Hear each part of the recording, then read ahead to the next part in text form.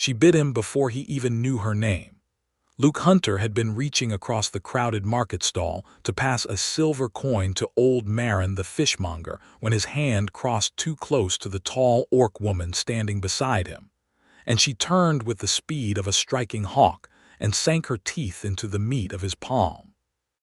Not hard enough to draw blood, but firm, deliberate, unmistakable, a press of those slightly elongated canines against his skin that lasted exactly 3 heartbeats before she released him and turned back to examining a string of dried mackerel as if nothing had happened at all.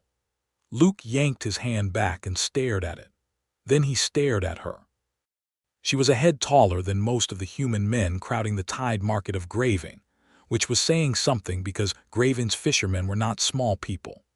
She wore travel leathers that had been cut and fitted to her with obvious care, a close-laced bodice of dark green leather over a cream linen blouse, whose sleeves were folded back to her elbows, a wide belt of studded hide cinched at her waist, and snug leather breeches tucked into knee-high boots with worn iron buckles.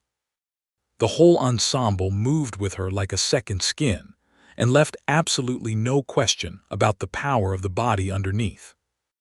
Her skin was the deep gray-green of river stones in shadow, her black hair pulled into a severe knot at the back of her head with a single bone pinned through it. Her tusks were modest by orc standards, not the great jutting war ivory of the northern warlords, but elegant upward curves that framed a mouth that was, Luke noticed despite himself, rather beautifully shaped.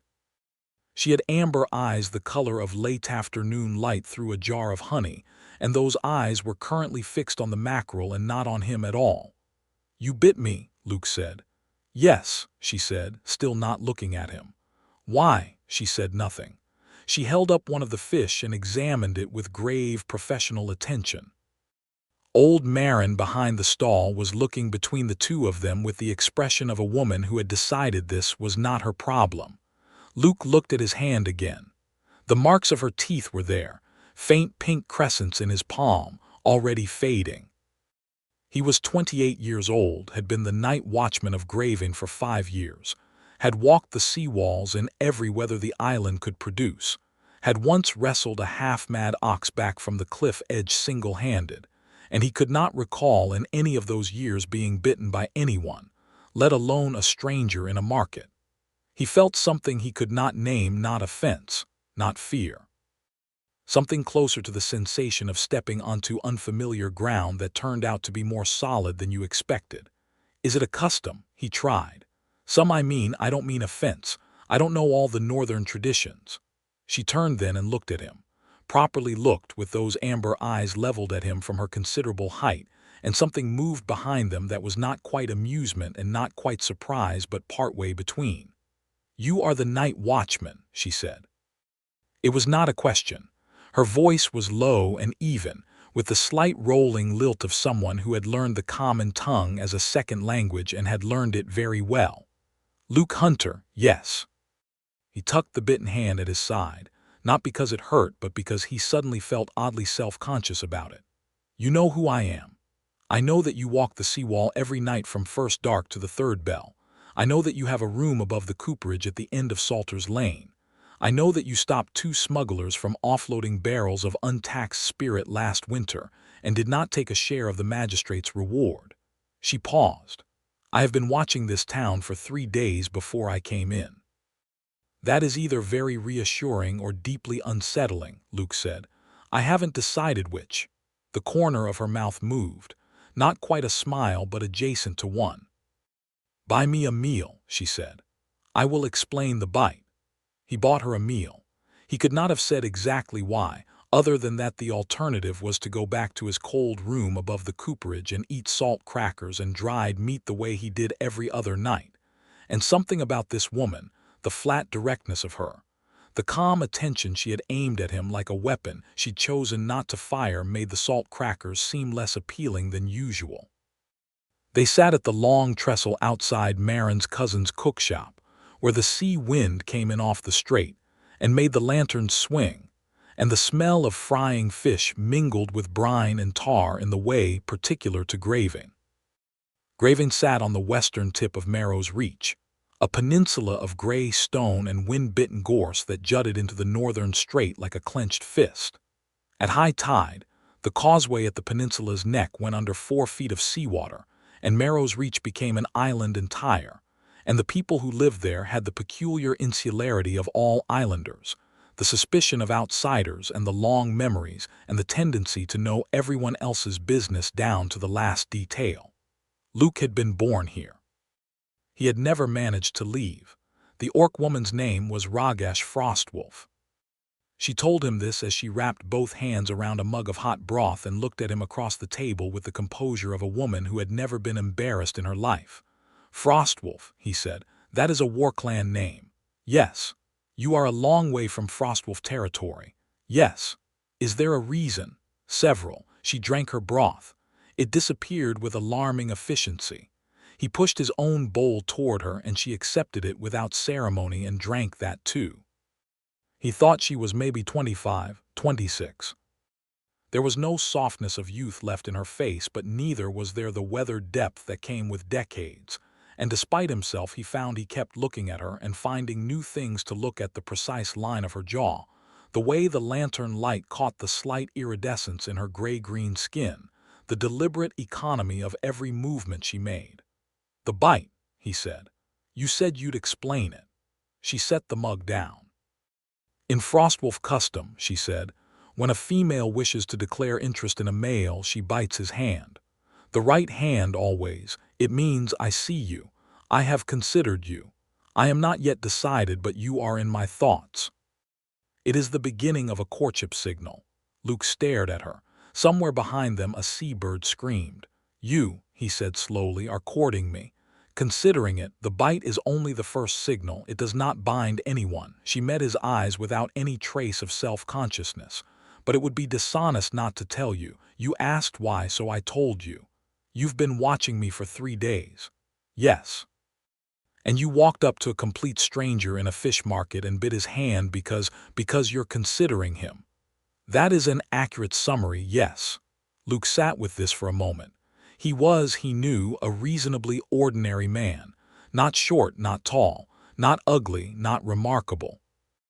Brown hair, brown eyes, strong hands from years of carrying the iron lamp stave up and down the sea wall.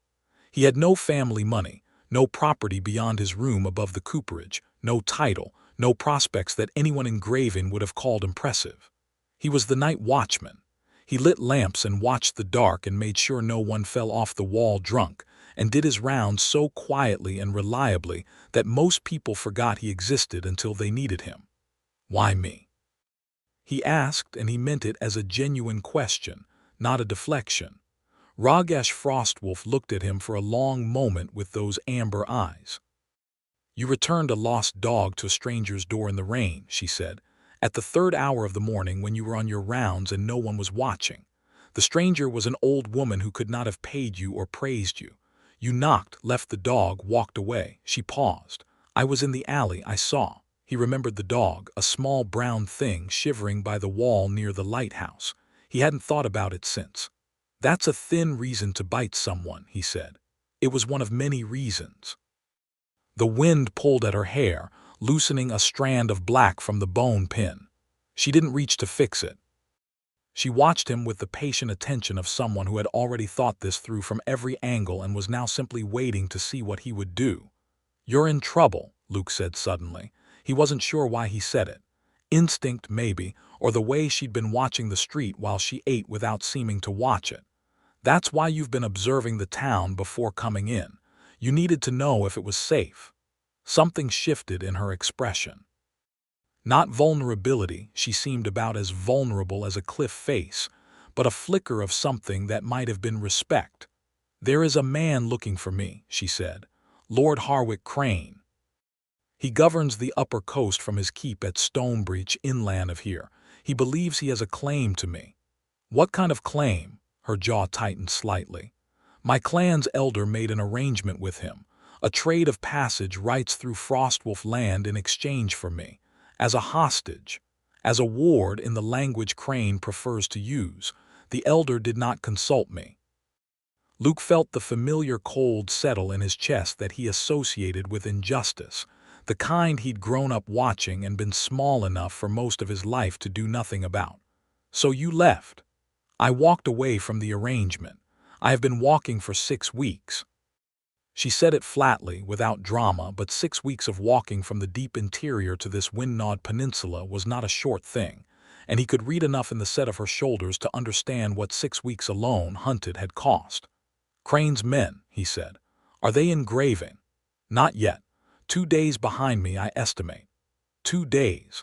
Luke looked at the street, at the lanterns swinging in the sea wind, at the familiar shapes of the market winding down for the evening. He thought about the morning tide and the road along the coast, and the things he had been not doing for 28 years.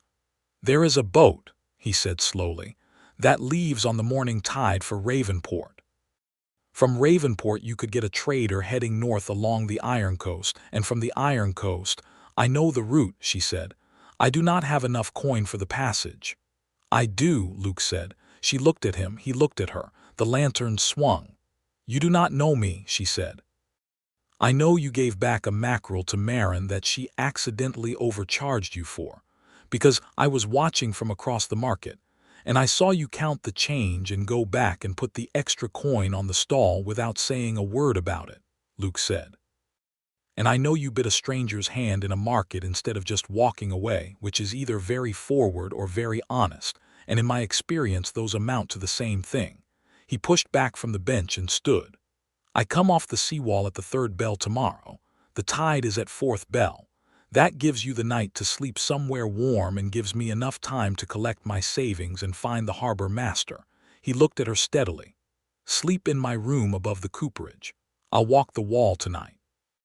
"You'll have it to yourself." Rogash Frostwolf stood. At her full height she looked down at him by a clear 4 inches, and she studied him with an expression he couldn't read the way he couldn't read old texts in languages he barely spoke. "You would give up your room and your savings for a woman who bit you," she said. "Well," Luke said, "you did explain the bite." Something moved across her face, then fast, there and gone, but he caught it. It was not amusement this time. It was something more complicated and more unguarded than amusement. She turned and walked beside him through the market, and he led her to Salter's Lane, and he gave her the key to his room without any performance of sacrifice, just handed it to her and pointed up the stairs and told her there was a blanket in the chest under the window and that the cooperage cat sometimes got in through the loose board by the chimney and that she shouldn't be alarmed. She looked at the key in her palm. Then she looked at him. "Luke Hunter," she said. "Yes." "I have not decided yet," she said. "But I am leaning." She went upstairs. He went to light his lamps. He spent the night on the sea-wall with the cold salt air pulling at his coat and the light of his stave cutting across the black water, and he thought about amber eyes and the press of teeth against his palm, and he felt something he had not felt in a very long time. Not excitement exactly, though it was related to excitement. Something calmer and more dangerous than excitement. The feeling of something beginning. He was down to the last stretch of wall before the lighthouse when the shape detached from the shadows of the boat shed and resolved itself into Rogash. She had his spare coat around her shoulders because it was cold and because she had clearly found it in the chest beside the blanket and taken it without ceremony, and she walked beside him in the dark without asking permission or explaining herself. "You should be sleeping," he said. "I do not sleep well in enclosed spaces," she said. "I prefer open air." She looked at the water. "I have not seen the sea before. My clan's territory is all inland, mountains, forest." She was quiet for a moment. "It is very large." "Yes," he agreed. They walked the rest of the wall together without speaking, and it was not the silence of two people who had nothing to say but the silence of two people who were both listening to the same thing. When he stopped at intervals to adjust a lamp wick or check a shutter clamp, she watched with the focused attention she seemed to give everything. And he thought that being watched like that carefully, genuinely, as if she found him worth looking at, was one of the more disorienting things that had ever happened to him. At the 3rd bell they came down from the wall together, and he collected his savings from the lockbox under the floorboard, most of what he had, 3 years of careful putting aside, and she watched him count it without commenting on the fact that it was all of it. "You cannot stay," he said, "once Crane's men arrive, but I'm coming with you to Ravenport. I know the harbor master there. He'll find you a berth." She turned to look at him. Dawn was just starting at the edges of the sky, gray and cold. "Why?" she asked. "Because Ravenport is 2 days' walk along a coast road and you're being hunted, and I know this peninsula better than anyone alive," he said. "And because—" he stopped. "Because," she repeated. "Because I want to," he said. "That's all. I want to." Rogash looked at him for a long moment with those eyes that he was beginning to think could see straight through to the back of his skull. Then she reached out and put her hand over the bitten one, his right hand, and pressed it briefly, firmly, with the warm weight of her palm against his knuckles. "Then come," she said. They left Graven before the town was properly awake, which meant before most people noticed the night watchman walking away from his post for the first time in 5 years. He left a note for the Harborside Council, gone on urgent personal business, back within a fortnight, which was either true or a complete lie, and he found he didn't particularly care which. The coast road to Ravenport followed the cliffs above the strait, a narrow track of packed earth and gorse root that was beautiful in summer and treacherous in late autumn when the ground was half frozen, and the wind off the water was strong enough to push a laden wagon sideways. It was late autumn. Luke had a pack with 2 days of provisions, a short-bladed knife he carried on the wall for emergencies, and considerably lighter pockets than he'd left home with. Rogash had what she'd carried in, a traveling pack of worn old canvas, and inside it, wrapped in a hide cloth, a short sword with a blade of dark steel that she neither displayed nor concealed. They had been walking for about an hour when she said, "Crane's men will have horses." "Yes," Luke said. "There's a path off the main road about 2 miles ahead. It goes down to the boulder beach and follows the water line. Horses can't use it. Adds half a day to the walk, but we lose any riders." She looked at him sideways. "You have thought about this?" "I've been the night watchman for 5 years. I've spent a lot of time thinking about which routes you could move along this peninsula unseen." He paused. "I mostly thought about it in case of smugglers. But it applies now. Conveniently." Another sidelong look, and this time there was something in it that was almost warm. The cliff path was everything he remembered: narrow, cold, spectacular. The sea below was gray and violent, throwing itself at the boulders with the enthusiastic destruction of something that had been doing this for 1,000 years and intended to continue. Rogash walked the edge of it without any apparent concern for the drop, which Luke found both impressive and faintly nerve-wracking, because he had a healthy respect for the edge and kept about a foot of margin between himself and it. She noticed this and didn't comment, which he appreciated. By midday they were far enough from Graven that the peninsula's bulk cut off any sight of the town, and the world had narrowed to cliff and sea and wind, and the small human figure, and the tall orc woman picking their way along the shore. They stopped in the shelter of a split rock to eat, sitting close because the wind made anything else impractical, and he could feel the warmth of her even through his coat, which he was wearing again because she had returned it with no acknowledgement of having borrowed it. "Tell me about Lord Crane," Luke said. "All of it." She broke a piece of hard bread with clean efficiency. "Harwick Crane inherited the Upper Coast governorship from his father 8 years ago. He has made 3 attempts to formalize agreements with the orc clans, each time using women as security. Assurances of good faith, he calls it. He has 2 such women at his keep already. An elder of the Greymoss clan and a young woman of the Ironback." Her voice was steady. "He does not harm them, but they are not free. He calls them guests." "Guests who are not permitted to leave," Luke said. "Yes." "That's not a guest, that's a hostage. I know what it is." He watched her eat. The wind pulled at the loose strand of her hair again, and this time she caught it and tucked it back, a small involuntary gesture that was the most ordinary thing he'd seen her do. "Does your clan's elder know that his agreement is going to be challenged?" "My elder made the arrangement to buy trading rights. He does not consider what it costs anyone else." She said it without bitterness, just as a plain fact, and somehow that was worse than bitterness. "I am the clan's best tracker and one of its 2 sword-trained warriors. My leaving is a genuine loss to them."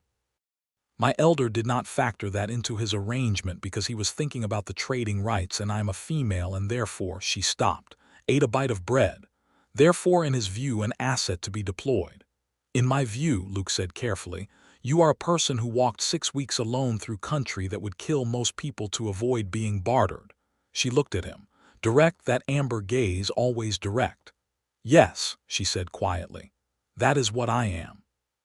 They sat with that for a moment, the wind moving between them, and then she reached across the space between them and, very deliberately, pressed 2 fingers against the inside of his wrist where his pulse beat. It was not quite a hold. It was more like a taking of a measure. She held it for a moment, then released him and stood and shouldered her pack. We should move, she said. Daylight is not permanent. They made camp that night in a hollow of the cliff face where 3 large boulders had fallen together in some past upheaval and created a space just large enough for 2 people, and a fire built small and carefully angled so that the rock deflected its light seaward. Rogash built the fire without being asked, and did it better than Luke could have, banking it efficiently with wet stone dust to keep the smoke low. He spread the single oilcloth ground sheet he'd brought, and she looked at it and looked at him. It is large enough for 2, he said, if we're sensible about it.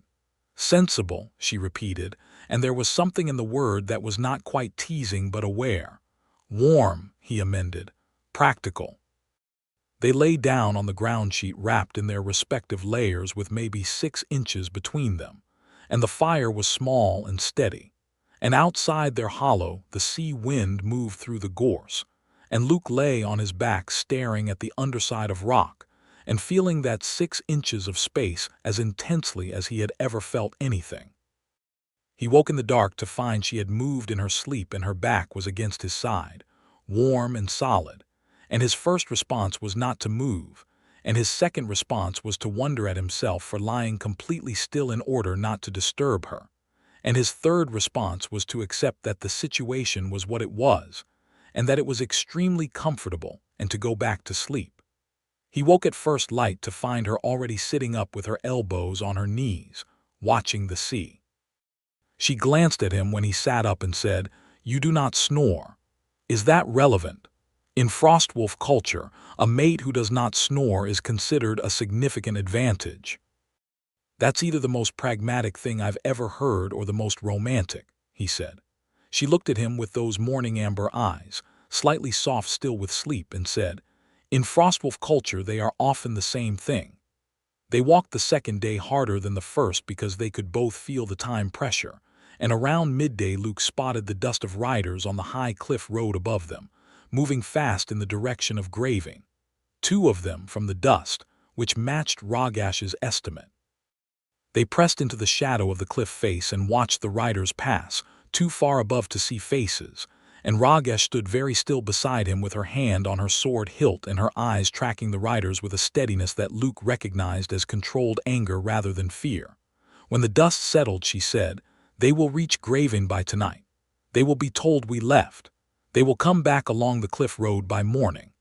"We'll be in Ravenport before morning," Luke said. They walked faster. Ravenport was 3 times the size of Graving, a proper harbor town with a stone quay, and a market twice the size of the Tide Market, and a population with enough variety that an orc woman in green leather didn't draw quite as many stares, though she drew enough.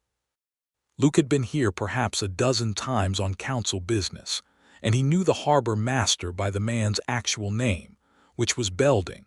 And Belding was a round, direct man who had once shared a very bad night of weather with Luke on the coastal watch and had not forgotten it. He found Belding at the quayside office and put his remaining coin on the table and said, "I need a berth on the first ship north. My friend needs to reach the Ironcoast." Belding looked at the coin, then at Rogash, who was standing in the doorway watching the harbor with her arms crossed and her face neutral. "Big friend," he said. "Capable friend," Luke said. "Ship. The Salter's Child is loading this evening, merchant out of Ironport. She makes the coast run in 3 days. Belding looked at the coin again. "That's enough for 1 berth." Luke nodded. 1 berth, for her. He went back to the doorway where Rogash was standing and he said, "The Salter's Child. She loads tonight, leaves at evening tide, 3 days to the Ironcoast. The berth's paid." She looked at him. Then she looked at the coin Belding was still counting. "You spent all of it," she said. "You have further to go than I do." She turned to look at him full on, and whatever she was feeling moved through her face in a controlled storm, quick, internal, real. "Luke Hunter," she said. "It's just money," he said. "I make more. You gave me everything you had. You needed it." Her jaw worked slightly. She looked out at the harbor where the Salter's Child was visible, a modest two-mast merchant with a working crew on her deck and bales going up on the cargo lines. She looked back at him. "I am not going on that ship," she said. He blinked. "Rogash. I am not going alone to the Ironcoast while Crane's men are 2 hours behind us, and you have no money and no weapon and the coat you gave me last night." She said it with absolute finality, with the kind of certainty that does not invite argument. "I am not doing that. I'll be fine. I know this coast. You know this peninsula. The coast road back to Graving passes directly through the area Crane's riders are now searching." Her voice was even, but the evenness had a grain of something in it. Something that Luke took a moment to identify as something that might have been described as the orc equivalent of panic, except that Rogash Frostwolf did not appear to panic. "I will not leave you on a road with Crane's men and no coin and no—" She stopped, set her jaw. "No." The word landed like something absolute. He looked at her, she looked at him. Behind them, Belding was watching with the expression of a man choosing very wisely to say nothing. "Where would you go then?" Luke asked carefully. Something shifted in her face, something that he thought she hadn't entirely expected to be there. "I would go with you," she said. He felt the words settle somewhere in his chest and stay there. "All right," he said after a moment, "let's think about this." "There is not much to think about. Rogash, Crane's men are looking for you. If you're with me, they'll find you. If I'm with you," she said, "Crane's men will have considerably more difficulty than they expect." She put her hand on her sword hilt, not threateningly, just as a statement of fact. "I did not walk 6 weeks through the mountains to be frightened off a coast road by 2 hired riders." Luke thought about this. He thought about the coin on Belding's table and Crane's riders on the cliff road and the 3-day walk back to Graving. And he thought about something Belding had said, offhand, the previous winter, that there was work available on the Ironcoast, real work, good pay, for people with skills and courage, because the logging settlements up there were expanding and they needed people who could handle themselves. "If we go north," he said slowly, "not on the ship, on foot along the inner road, the forestland route, not the coast, we avoid the riders completely. The inner road is slower, but it connects to the Ironcoast track at Millhaven." "You are suggesting we travel to the Ironcoast on foot." "I am suggesting we travel to the Ironcoast together, on the route Crane's men won't take, because they'll be expecting you to either stay south or take a ship." She looked at him with an expression that was, he thought, the closest she'd come to being openly surprised. "You are giving up your post, your room.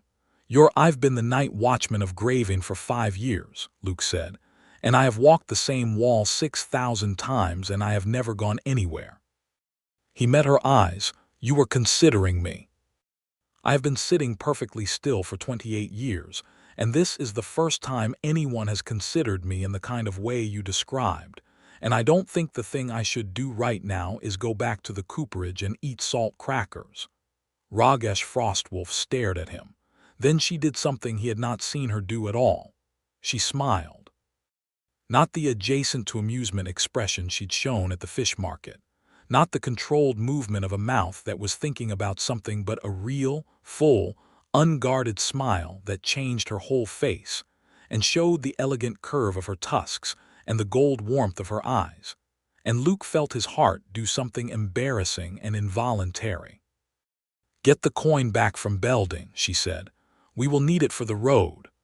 Belding returned the coin with the air of a man who had seen everything and was only moderately surprised by this.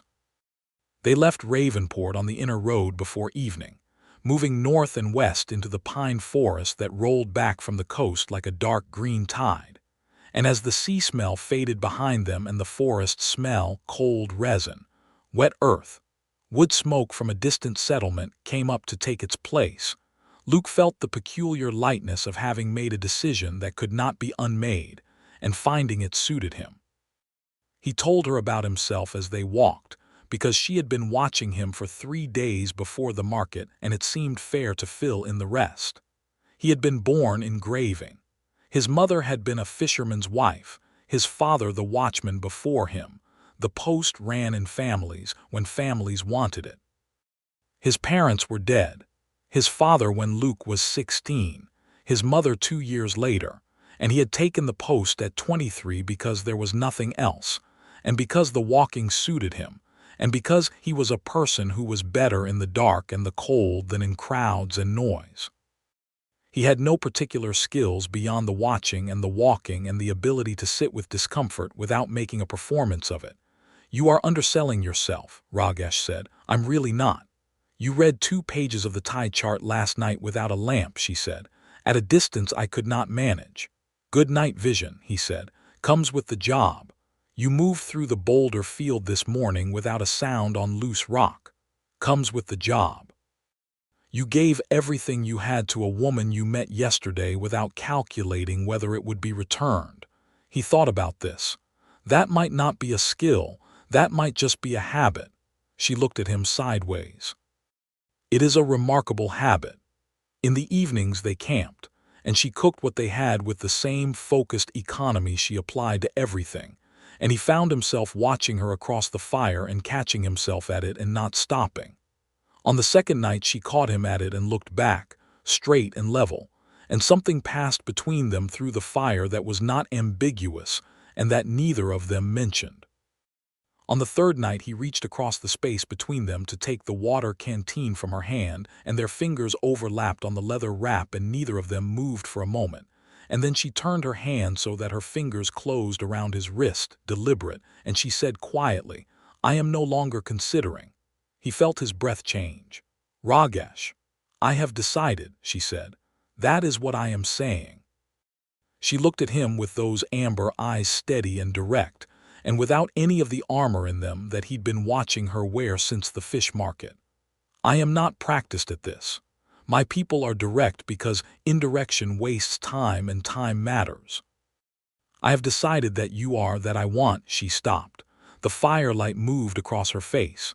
"You are the first person in 6 weeks who has looked at me and not seen a threat or a curiosity or a prize to be returned for a reward. You looked at me and saw a person and responded accordingly. That is not a small thing." "It shouldn't be extraordinary," he said. "No," she said, "but it is." He turned his hand under her fingers so they were properly clasped, and he felt the warmth of her grip, and he said, "I'm not a remarkable man, Rogash." "I am aware of what you are," she said. "I have no house, no title, no Luke." She said his name like a door closing on an argument. "I am an orc woman in a human world with no clan at my back and no destination settled and Crane's men behind me. I am not looking for a title." She squeezed his hand, once, firm and deliberate. "I am looking at you." He pulled her hand to his mouth and pressed his lips against her knuckles, and she watched him do it with those amber eyes very wide, and the fire snapped between them. On the 4th day out of Ravenport, they came into the village of Millhaven, which was where the inner road met the Ironcoast track, and where they discovered that news from the coastal lords traveled faster than they had hoped. The notice was nailed to the gate post of the Millhaven Inn. Luke saw it before she did, and he quickened his pace, but she was already there, reading it over his shoulder, and he felt her go very still. It was in official language, the language of writs and magistrate stamps, and it named Rogash Frostwolf, orc female, ward of Lord Harwick Crane's household, as unlawfully departed and subject to return, and offered a reward of 30 silver marks for information as to her whereabouts or person. There was a rough drawing of her beside the text. Someone had remembered her height and the shape of her tusks, if not the rest, and at the bottom was the seal of Crane's office. Luke pulled the notice off the post before anyone could see them reading it. He folded it inside his coat. He moves fast, Rogash said. Her voice was completely level. He has more resources than I estimated, Luke said. He's pushing notices north along the inner road, not just the coast. He expects you to head for the Ironcoast. Because there is nowhere else to go that is beyond his jurisdiction. She was quiet for a moment. The Ironcoast settlements are under a different lord's authority. Crane cannot compel returns from there. How far is the Ironcoast from Millhaven? 2 days, she said. If we don't stop, we need supplies. Then we are fast about it. They were fast about it.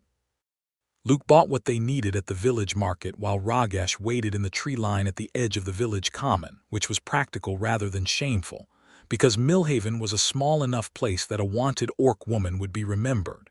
He was at the dry goods stall counting out flour and salt pork when the innkeeper's boy, a sharp-eyed child of about 12, planted himself beside the stall and said, "You came in from the south road." "I did," Luke said. "There was a rider through here 2 hours ago," the boy said, with the conversational weaponry of a child who knows more than the adults expect. "Looking for an orc woman. Big reward." Luke counted flour. "People come through here all the time." He asked the gateman if anyone came in with an orc.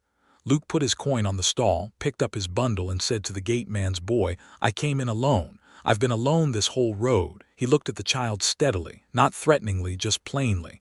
"And I'll be moving on shortly." The child thought about this. "The rider went north already," he said. "He's probably ahead of you now." Luke felt the cold clarity of a situation narrowing to a single point.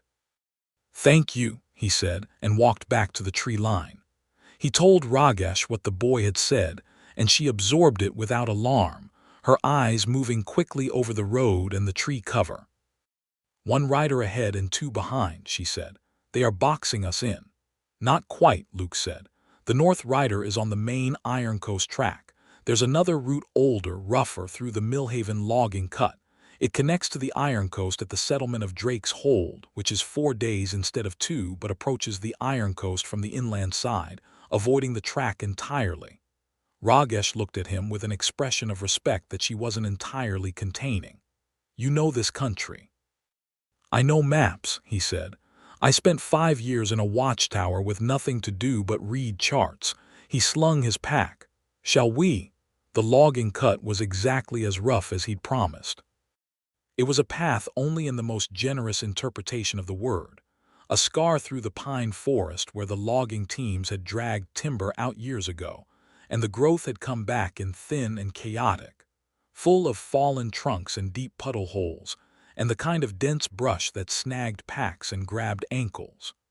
Rogash moved through it with an ease that made Luke feel simultaneously impressed and humbled. She had a tracker's body language, always reading the ground 2 steps ahead, shifting her weight before the footing changed. She helped him over 2 difficult crossings without making it feel like assistance, just angling her body so that when he needed a handhold it was there. On the evening of the 2nd day in the logging cut, they were descending a steep bank of loose shale toward a creek crossing when the shale gave way under Luke's feet and he went down, not a dangerous fall, but fast, 6 feet of sliding before he grabbed a root and stopped himself, sitting in the creek mud up to his knees and deeply undignified. Rogash was beside him in the time it took to blink. She crouched at the bank, extended her arm, gripped him at the elbow, and drew him up out of the mud with a smooth, effortless pull that reminded him with complete clarity of the difference between their bodies. He was standing again, muddy and slightly winded, and she had her hands on both his shoulders and was looking at him with that direct amber attention at extremely close range. "Are you hurt?" she said. "My dignity," he said. Her hands were still on his shoulders and she had not stepped back, and they were close enough in the fading light that he could see the small flecks of darker gold in her amber irises.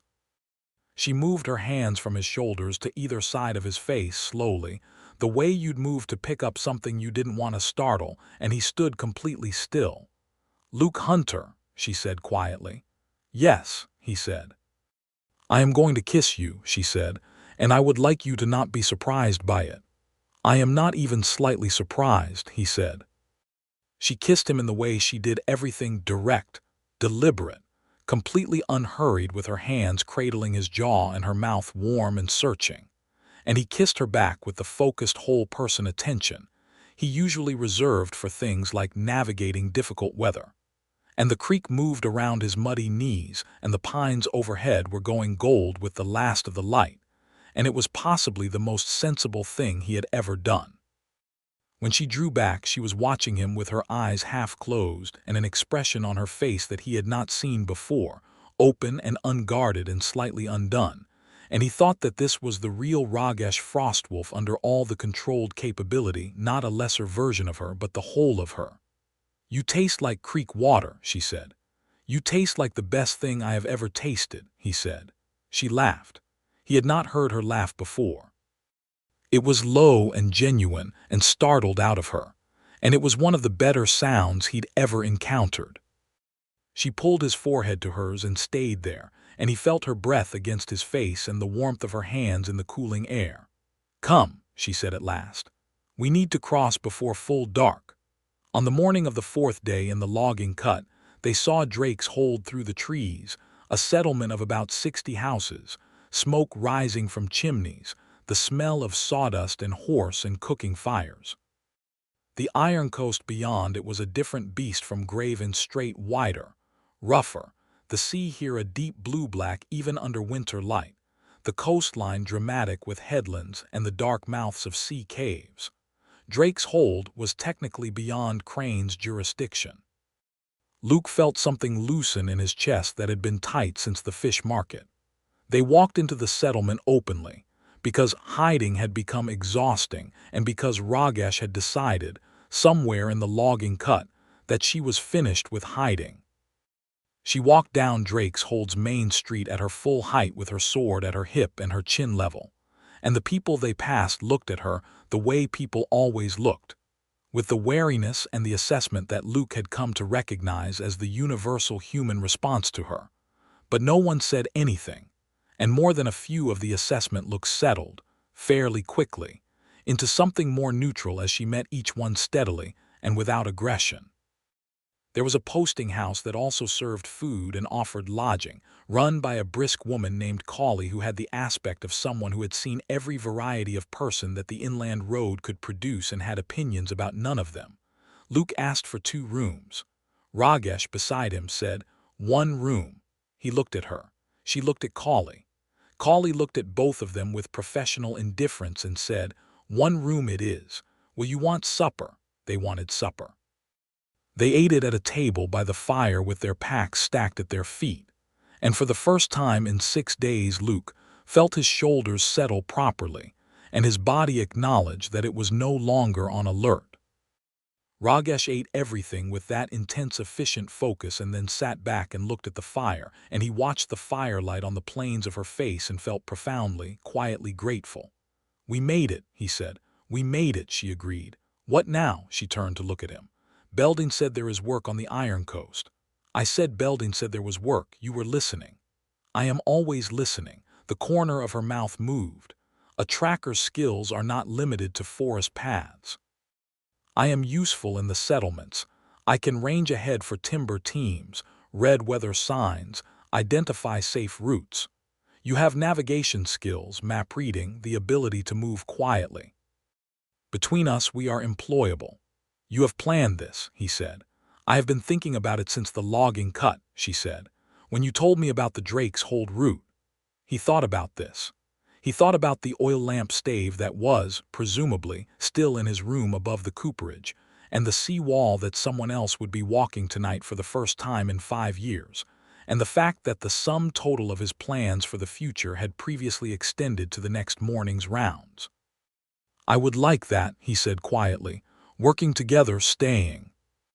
She reached across the table and covered his right hand with hers, and pressed it the same way she had in the gray Graven morning what felt like a lifetime ago, and said, "Good." That night in the single room with the door latched and the small iron stove ticking warmth into the cold air, he held her and she held him, and they let the long road out of them slowly, the tension and the watching and the 6 weeks of her alone before that. She was not delicate about it, not soft in any way that was not its own kind of strength. She was exactly what she had always been, direct and deliberate and fully present, and so was he, and it was enough. More than enough. It was the kind of enough that made the whole previous tally of not enough feel very far away. In the morning she was already awake when he opened his eyes, lying on her side facing him with her head propped on one hand, watching him with those amber eyes in the early gray light, and he thought he could get used to waking up to that very easily. "Good morning," he said. "You also do not grind your teeth," she said. Another significant advantage. What is the Frostwolf position on snoring and tooth grinding as a combined metric? It would elevate you to the upper tier of prospective mates. How many tiers are there? 3. You are comfortably in the first. She said it with the deadpan of someone who was absolutely aware of what she was doing, and he laughed, and her face opened into that real, unguarded smile again, and he reached up and cupped her jaw in his palm, and she turned her face into his hand slightly, like an involuntary thing, and the warmth of it went through him. They found work in Drake's Hold within 2 days.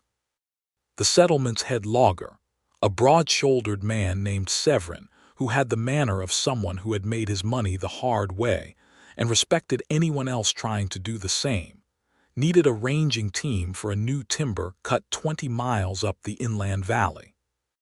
He looked at Rogash's ranging credentials, the way she read the trees, assessed the soil, moved through the forest for about 15 minutes and offered her a contract on the spot. He looked at Luke's navigation charts and map reading and offered him the survey role on the same contract. "Together," Severin said, looking between them. "Together," Luke said. Severin made a face that was not quite approval but was in the vicinity of it. "Right then. You start Monday." They started Monday. The work was hard and physical and completely different from anything Luke had done before, which he found, to his surprise, was not a problem. He had spent 5 years in the dark and cold and had developed a relationship with discomfort that had converted itself into endurance, and the valley worked long days ranging ahead of the logging teams, navigating the river crossings, charting the tree stands, used his skills in a way that felt purposeful in a manner the seawall never quite had. He was good at it. He hadn't expected to be good at it, and the discovery sat in him pleasantly. Rogash was extraordinary at it. She saw the forest the way he saw a map, as a system of readable signs, and within a week Severin's team had come to rely on her ranging reports the way they relied on the weather. She took no particular pride in this, but she didn't diminish it either, which Luke found was the correct response. She was not modest and she was not boastful. She was simply competent and direct, and when the other workers who had begun with the predictable mixture of wariness and rudeness encountered both of those qualities in action, most of them came around inside a fortnight. Not all of them, but most.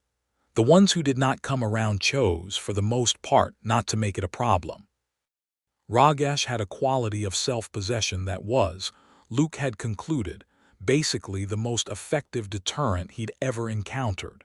She did not need to threaten anyone. She simply existed in her full dimensions and waited for people to decide what they were going to do about it. And most people, when confronted with that kind of clarity, chose to do nothing unwise. Luke was present on the afternoon 3 weeks into the contract when one of the younger loggers, a loud young man named Perrin who had too much opinion and too little sense, made a comment within Rogash's hearing that was crude and contemptuous in the way specific to men who have never had their assumptions challenged. Rogash set down the survey notes she was holding very carefully and turned to look at Perrin with an expression that Luke had not seen her direct at anyone, which was the expression of someone who has made a decision. "I will give you one opportunity," she said very quietly, "to say something different." Perrin looked at her. He was not, in Luke's assessment, a stupid man, just an inexperienced one, and the intelligence in him worked quickly. He looked at Rogash, at Luke standing 3 feet away with no expression on his face, at the rest of the team who had all gone very still. "Sorry," Perrin said. "It came out genuine, which was the best outcome available." "Accepted," Rogash said, and picked up her survey notes and went back to work. Perrin, over the following weeks, became one of her more reliable working partners. Luke found this to be consistent with his general experience of her.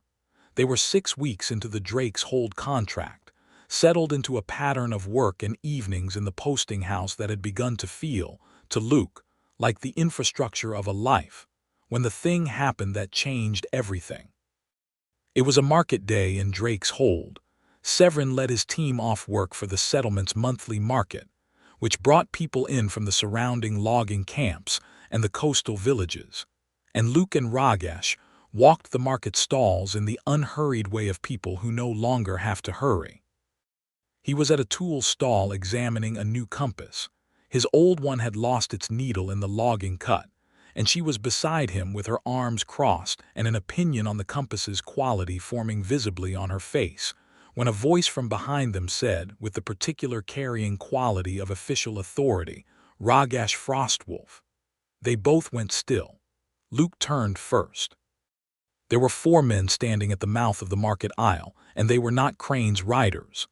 They were better dressed than that, with the dark green livery of a lord's household, and the man at the front of them was tall and silver-haired, and wore the kind of clothes that communicated wealth as a passive function rather than a performance. He was perhaps 60, with a face that had been handsome and was now impressive, and he was looking at Rogash with an expression that Luke could not immediately parse. The market had gone quiet in the way of markets when something outside the normal run of commerce announces itself. Rogash turned. Her face showed nothing, but Luke felt her body shift into the stillness she took when she was assessing threat. "Lord Crane," she said, flat, prepared. The silver-haired man shook his head slowly. "Not Crane," he said. "My name is Aldrich Thorne. I am the chief magistrate of the Ironcoast." Rogash said nothing. "I received a request from Lord Crane's office," Aldrich Thorne said, "regarding a Rogash Frostwolf of the Frostwolf clan named in an outstanding writ as an unlawfully departed ward." He paused. The market was very quiet. "I investigated the nature of that writ." Luke moved to stand at Rogash's shoulder, not in front of her. She would not have thanked him for standing in front of her, but beside her, so that whatever was coming, it was coming at both of them. Thorne's eyes moved to Luke and assessed him with the speed of a man who had spent decades reading situations, and then moved back to Rogash. "A writ of ward return requires documentation of legal guardianship," Thorne said. "Lord Crane's writ cites an oral arrangement with a clan elder. It does not cite a formal treaty. It does not cite your consent. Under the Ironcoast Compact of 6 years ago, which governs the relationship between human settlements here and the orc clans of the northern interior, an oral arrangement without the subject's consent is not legally binding." He paused again. "Lord Crane's writ is invalid." The silence in the market had the quality of held breath. "Furthermore," Thorne said, and now his voice took on something that was not quite warmth but in its vicinity, "I have been in correspondence with the Frostwolf clan regarding their arrangement with Crane. I should tell you that your elder retracted the arrangement 3 weeks ago when it was pointed out to him, by the clan's second warrior, your sister I believe, that the arrangement violated Frostwolf custom by being made without the subject's consent." Rogash's face was doing something complicated and entirely internal. "The writ," Thorne said, "is cancelled. Crane's men have been told to stand down. You are free." He paused. "You have been free for 3 weeks. I came to tell you in person because the manner in which you were being pursued warranted a personal clarification rather than a paper one." The market breathed again all at once in the small sounds of people returning to their business, carts moving, conversations restarting. A dog barked somewhere in the distance. Luke looked at Rogash.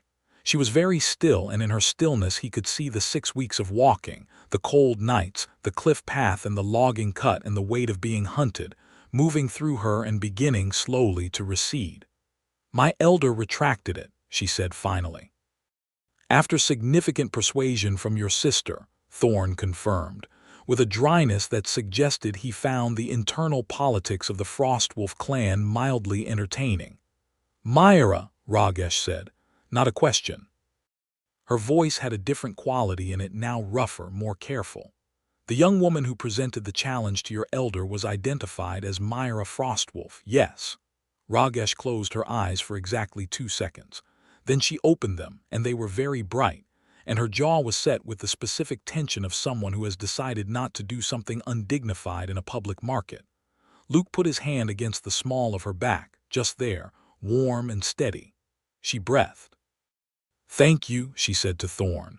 The words were plain and undecorated and completely sincere. Thorn inclined his head. "There is no gratitude required for the proper application of law, Rogash Frostwolf." He paused. "I would, however, mention that the Ironcoast is in need of qualified rangers. The position pays well. It is a formal appointment with full legal standing under the compact." He looked between them. "Both positions, if you are interested." Rogash looked at Luke. Luke looked at Rogash. Something passed between them that was the conversation they would have in private later, compressed into a glance. The recognition that it had changed, the ground they were standing on changed completely, cleanly, from something precarious to something solid. "We are interested," Rogash said. Luke found his voice. "Yes, we are." Thorn nodded, as if this was the answer he'd expected, and turned to go. Then he paused and looked back.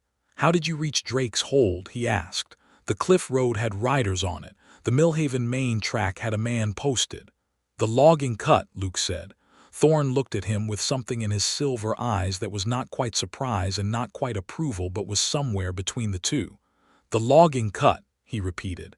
"That requires a very good navigator." "He is," Rogash said simply. Thorn made the face of a man who has gathered sufficient information, and walked away with his green-liveried men through the parting market crowd. The market noise settled back into itself, and Luke turned to Rogash, who was still standing very still with an expression he had not seen before, unguarded in a way that was not the fire-lit softness of the evening at the creek, but something older and quieter, the face of someone who has been braced for impact for a long time and has just discovered that the impact is not coming. "Free," he said quietly. "Free," she repeated. "Rogash." He turned to face her properly. "You don't have to stay on the Ironcoast because of the contract. If you want to go home to your clan to see your sister, I will write to Myra," she said. "I will ask her to visit." She looked at him steadily. "The Ironcoast is where I want to be." A pause. "You are where I want to be." He felt those words the way you feel a fire when you've been very cold for a long time. "There is something I want to tell you," he said. She waited. "I came with you to Ravenport because I wanted to help," he said. "I came from Ravenport because I couldn't stand the idea of you walking alone. I took the logging cut because I am a person who thinks about maps and I had information that was useful." He looked at her. "But I stayed. I chose to stay and help you find work and plan and be here, because I wanted to stay. Because you bit me at a fish market and then you explained why, and I looked at you and I thought, this is a person I want to know the whole of." He paused. "I know I don't have Luke Hunter," she said with great patience. "Yes. I bit you," she said. "In a market, in front of 30 people. I have never done that. I have never considered doing that." She took one step toward him, bringing her to her full height against his, close enough that he had to look up slightly and she had to look down, and the dynamic of that had stopped being something he was self-conscious about approximately 4 days ago. "I have met warlords and clan chiefs and men of title and resource. I have been offered arranged bonds with warriors twice your size. I walked across a room of fish and brine and chose you." She put both hands on his face, very gently, the way you'd handle something you intended to keep. "You were chosen. You are chosen. Will you please stop arguing with me about it?" He laughed. He couldn't help it. She made a sound that was very close to a laugh in return. And then she kissed him in the middle of the Drake's Hold market with 30 people around them and the smell of fish and sawdust in the air. And several of those 30 people had opinions about it that they kept to themselves, which was the correct response.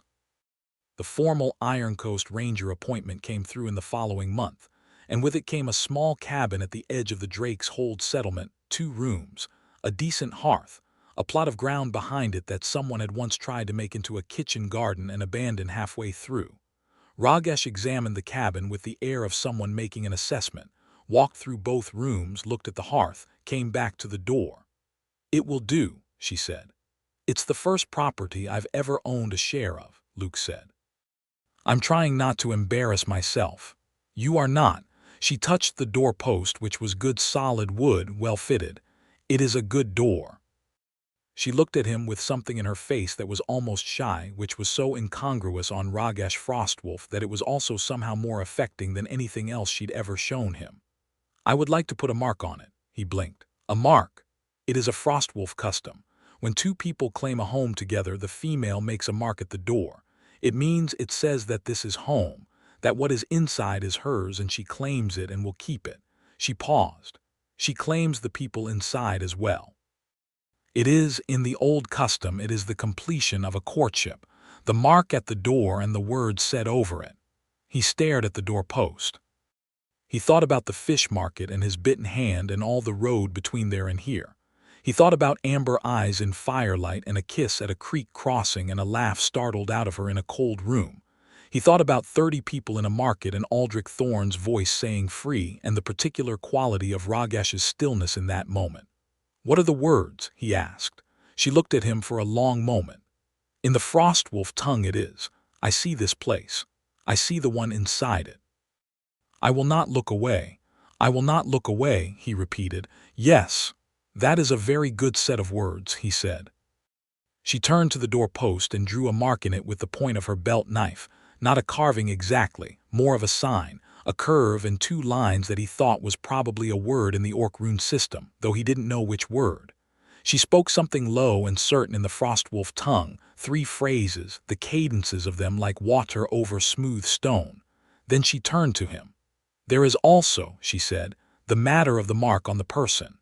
He looked at his right hand. The faint pink crescents from the fish market were long gone, faded weeks ago. She watched him look, and something in her face was careful and waiting. "The bite at the market," he said slowly, "was the beginning." "Yes," she said. "The beginning signal. I see you. I am considering you." She met his eyes. "There is a completing signal. It is a different mark, made only when the choice is final." She paused. "It does not hurt. It is a mark of the choosing, not a wound. It is made by the female on the person she chooses, and it means, 'I am decided. You are mine and I am yours.' It says those things in the language of the body, which in Frostwolf culture is considered more binding than words." He thought about this. He thought about being chosen by this woman, who feared nothing and had walked 6 weeks through mountains and crossed Crane's net and stood in a public market, and announced herself to a magistrate's agent without flinching. He thought about what it meant that she was standing here at the door of the first home he had ever shared with anyone, looking at him with those amber eyes that he now knew could be soft and could be fierce and could be the most direct and honest things he'd ever looked into. "Where?" he asked. She reached out and turned his right hand palm up and pressed her thumb to the inside of his wrist, the place where she had measured his pulse on the cliff path, what felt like a whole season ago. "Here," she said. He nodded. She bent her head and pressed her mouth to his wrist, and the mark she left there was not the deliberate testing bite of the market, but something entirely different, slow and warm and careful, a claiming made with intention and attention. And when she lifted her head, his wrist bore the mark of her teeth in 2 small perfect arcs, and they would not fade this time. They would heal into a pair of slight silver scars, and they would stay. "I am decided," she said. "Rogash," he said. "Yes. I decided the moment you explained the first bite," he said. "At the cookshop table with Marin's fish in the air. I was just waiting to be in a position to say so." She stared at him. Then she covered her face with one hand, which was the most Rogash Frostwolf possible response to being outflanked on the subject of feelings, and then she dropped the hand and looked at him with her eyes very bright and her smile completely real. "You could have said so," she said. "You seem to have a system," he said. "I didn't want to interrupt it." She reached for him and he came, and the door of the cabin stood open behind them, and the early winter light fell across the threshold and across the mark she'd made on the doorpost, and the mark on his wrist was still warm, and she held him with her arms around him and her chin on top of his head, and he held her back with his face against her shoulder, and neither of them spoke for a while because there was nothing that needed saying, and that was its own kind of language. Myra Frostwolf arrived 3 months later, in the early spring, having made the journey from the clan territory with a small traveling pack, and a flat assessment of the entire Ironcoast that reminded Luke so strongly of Rogash on that first night at the market that he almost laughed before he'd even been properly introduced. She was smaller than her sister by a hand's width, with the same amber eyes and a sharper, more angular face, and she looked Luke up and down in the doorway of the cabin with the explicit measurement of a woman who has heard a great deal about a person and is now matching the description to the reality. "You are the night watchman," she said. "Former night watchman," Luke said. "Ironcoast Ranger now." Myra Frostwolf looked at the mark on his wrist, which was visible below his sleeve where he'd pushed it back. She looked at the mark on the doorpost. She looked at Rogash, who was standing behind Luke with her arms crossed and her chin up, wearing an expression that said clearly, "I will hear whatever you have to say, and I want you to say it carefully." Myra considered all of this for a moment with the focused attention that was, Luke was beginning to understand, a family trait. "Good," Myra said. "You will do." Rogash's chin came down slightly. "And you," Myra said, turning to her sister, "owe me a significant apology for not writing sooner." "I was being hunted," Rogash said. "Across a whole peninsula, apparently," Myra said, "with the help of one night watchman who gave you all his money and his room and his coat." "He did give me the coat," Rogash admitted. Myra looked at Luke again with a different quality in her amber eyes this time, something that was not assessment but recognition. "Good," she said again, quieter. "You are good." She said it to him directly, which he understood as something different from the first good that had been a verdict, and this was a welcome. He let them have the cabin and walked the edge of the settlement to the headland overlooking the Ironcoast Sea, which was blue-black and massive and completely unlike Graven's Gray Strait, and he sat on the headland with the wind in his face and looked at the water and thought about how far it was from a bitten hand at a fish market to here. Not far in distance. A month of walking, maybe 6 weeks with the logging cut added in. But in every measure that mattered, the distance was enormous, and he had made it across, and he was no longer on the wrong side of it. He heard her behind him before he heard her footsteps, because that was what it was like with Rogash. You felt her presence the same way you felt a change in the weather, a quality in the air before she was there in fact. She sat beside him on the headland stone, folding those long legs with an ease that made it look effortless, and looked at the sea with him for a moment. "She approves," Rogash said. "I know," he said. "She told me." "She also told me," Rogash said, "that the elder has formally acknowledged the crane arrangement was invalid and has registered the retraction with the district office. It is fully dissolved. Crane cannot revive it." "Good." "She also told me that the elder is annoyed about it, which is," she paused, "that is his problem." "Yes, it is," Luke agreed. She leaned against him then, her shoulder against his, her warmth against his side, and they sat together on the headland stone with the Ironcoast spreading out below them, the sea going blue and then darker blue, and then the deep indigo of open water where the light was thick and low in the late afternoon. And the wind was doing what wind on the Ironcoast always did, which was go through you rather than around you, and neither of them moved away from it. He put his arm around her.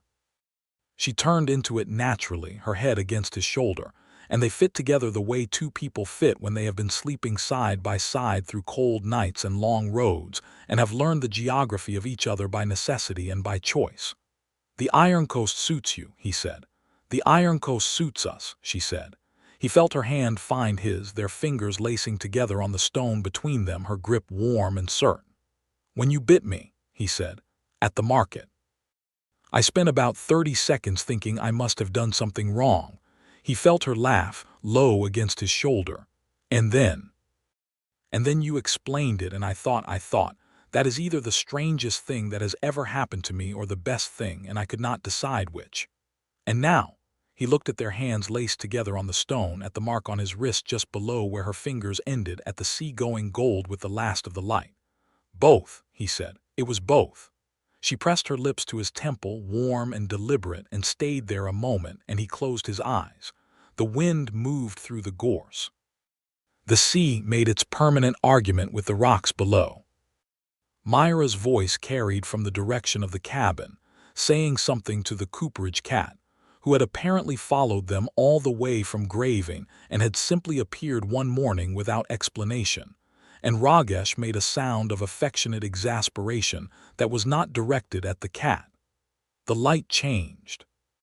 It did what Ironcoast light did in late afternoon, going from gold to the particular deep amber that is not quite sunset but is everything just before it, and it fell across them both on the headland stone, and it was exactly the right light for the color of her eyes, and he was looking at her eyes when she turned to look at him, and for a moment they just looked at each other. "Are you happy?" he asked. She looked at him with those amber eyes, steady and direct and completely without armor, the whole of her right there and nowhere else. "Yes," she said. "Are you?" He thought of the seawall he used to walk alone, the salt crackers in the cold room, the nights of not being seen by anyone. He thought of a bite on his right hand in a fish market, inexplicable and exact and the beginning of everything. "Yes," he said. "For the first time in a very long time, yes." She turned her face to the sea again, and so did he, and she kept his hand in both of hers on the warm stone, and the last of the afternoon light poured over them, and neither of them was alone any more, and neither of them would be, and that was that.